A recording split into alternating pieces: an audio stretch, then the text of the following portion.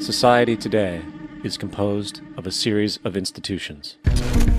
From political institutions, legal institutions, religious institutions, to institutions of social class, familial values, and occupational specialization.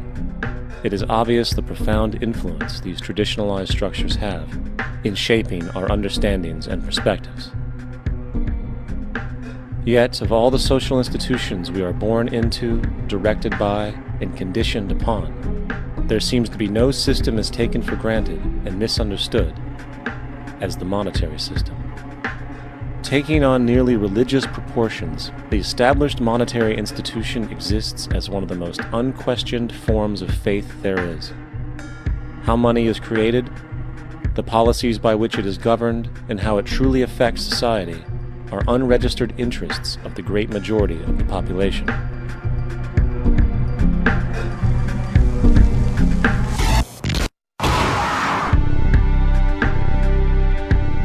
In a world where 1% of the population owns 40% of the planet's wealth, in a world where 34,000 children die every single day from poverty and preventable diseases, and where 50% of the world's population lives on less than $2 a day, one thing is clear: something is very wrong. And whether we are aware of it or not, the lifeblood of all of our established institutions, and thus society itself, is money. Therefore, understanding this institution of monetary policy is critical to understanding why our lives are the way they are. Unfortunately, economics is often viewed with confusion and boredom. Endless streams of financial jargon, coupled with intimidating mathematics, quickly deters people from attempts at understanding it. However, the fact is, the complexity associated with the financial system is a mere mask, designed to conceal one of the most socially paralyzing structures humanity has ever endured.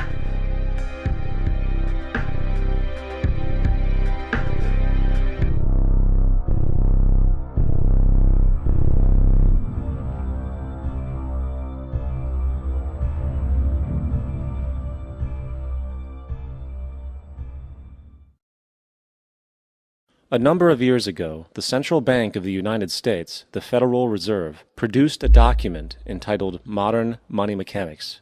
This publication detailed the institutionalized practice of money creation as utilized by the Federal Reserve and the web of global commercial banks it supports. On the opening page, the document states its objective. The purpose of this booklet is to describe the basic process of money creation in a fractional reserve banking system. It then proceeds to describe this fractional reserve process through various banking terminology, a translation of which goes something like this. The United States government decides it needs some money, so it calls up the Federal Reserve and requests, say, $10 billion. The Fed replies, saying, sure, we'll buy $10 billion in government bonds from you. So the government takes some pieces of paper, paints some official-looking designs on them, and calls them treasury bonds. Then it puts a value on these bonds to the sum of $10 billion and sends them over to the Fed. In turn, the people at the Fed draw up a bunch of impressive pieces of paper themselves, only this time calling them Federal Reserve notes, also designating a value of $10 billion to the set. The Fed then takes these notes and trades them for the bonds. Once this exchange is complete, the government then takes the $10 billion in Federal Reserve notes and deposits it into a bank account. And upon this deposit, the paper notes officially become legal tender money, adding $10 billion to the U.S. money supply. And there it is. $10 billion in new money has been created. Of course, this example is a generalization, for, in reality, this transaction would occur electronically, with no paper used at all. In fact, only 3% of the U.S. money supply exists in physical currency. The other 97% essentially exists in computers alone. Now, government bonds are, by design, instruments of debt, and when the Fed purchases these bonds, with money it essentially created out of thin air, the government is actually promising to pay back that money to the Fed. In other words, the money was created out of debt.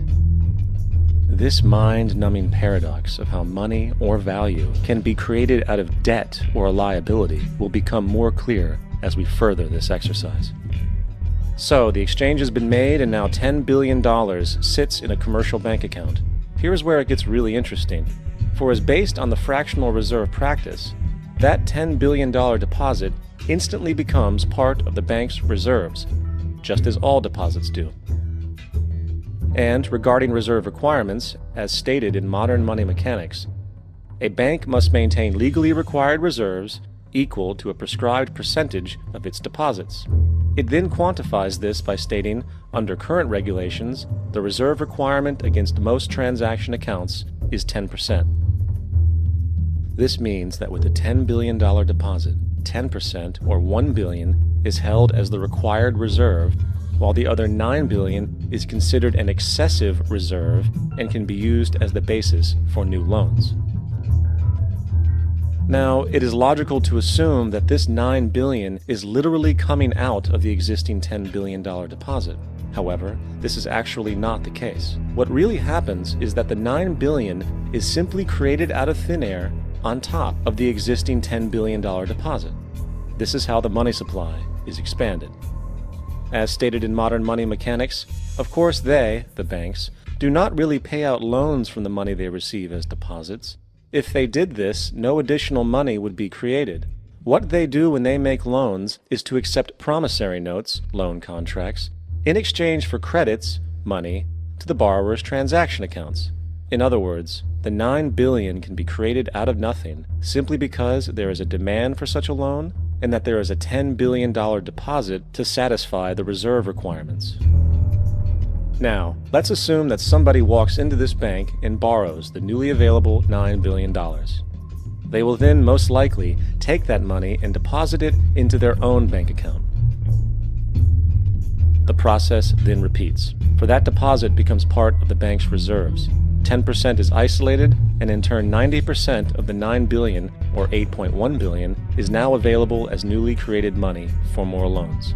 And, of course, that 8.1 can be loaned out and redeposited, creating an additional 7.2 billion, to 6.5 billion, to 5.9 billion, etc. This deposit money creation loan cycle can technically go on to infinity. The average mathematical result is that about $90 billion can be created on top of the original $10 billion. In other words, for every deposit that ever occurs in the banking system, about 9 times that amount can be created out of thin air. Money jitters? Ask the obliging Bank of America for a jar of soothing instant money, M-O-N-E-Y, in the form of a convenient personal loan. So, now that we understand how money is created by this fractional reserve banking system, a logical yet elusive question might come to mind. What is actually giving this newly created money value? The answer? The money that already exists. The new money essentially steals value from the existing money supply. For the total pool of money is being increased irrespective to demand for goods and services. And as supply and demand finds equilibrium, prices rise, diminishing the purchasing power of each individual dollar. This is generally referred to as inflation, and inflation is essentially a hidden tax on the public.